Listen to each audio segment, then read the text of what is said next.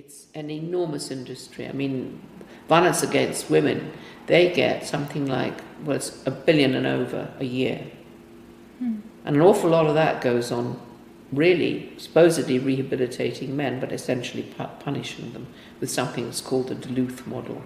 And essentially, before a man can, he has to apologize for being a man, because behind the radical feminist ideology is that all men are potential batterers and rapists, because it's the patriarchy, it's the Y chromosome.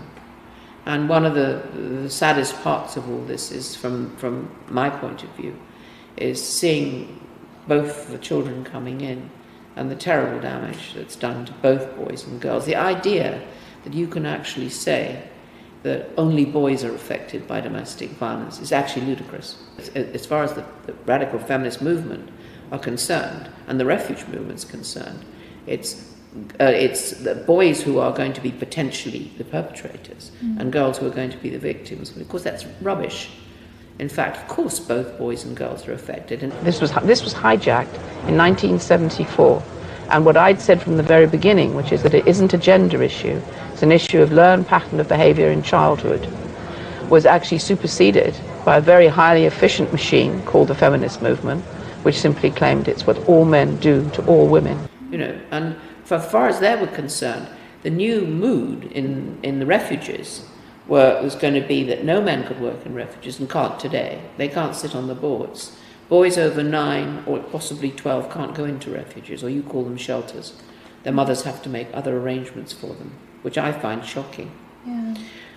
And it ring-fenced money, because the only money available, which it became over the years, it's $1 billion industry. Over the 12 years that I was running the Refuge, if I went to speak, there was screaming feminists outside.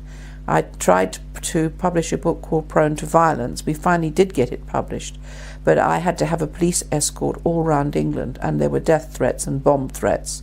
And the final moment came for me after struggling for all those years, when the bomb disposal unit came to my house, because there was a suspect package, and said everything that came to me had to go to them first, because they were concerned about my safety and the safety of my family.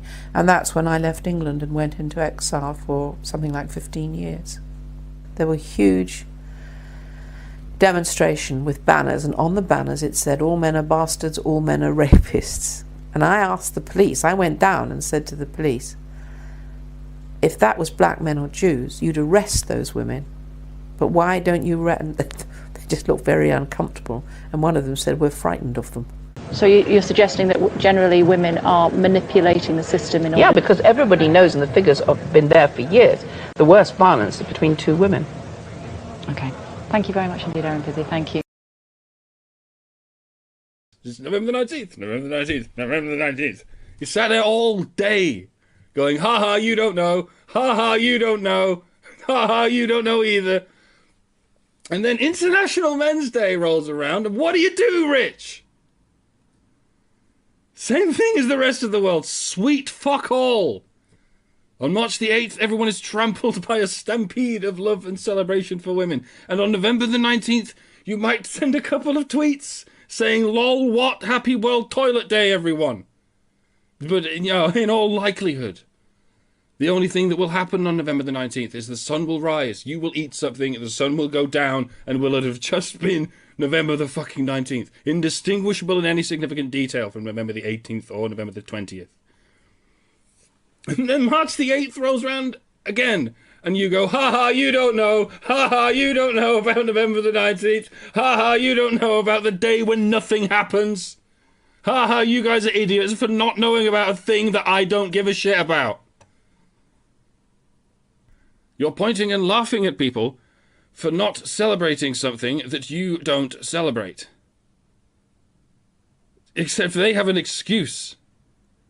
They don't know when it is. You absolutely do know when it is. You've written that date out hundreds of times, but you still do sweet fuck all on November the 19th. I don't think you'll ever countenance what a complete dick you're being, Rich.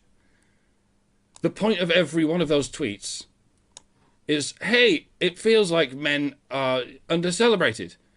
And your response every time is, what about that day in November that no one celebrates?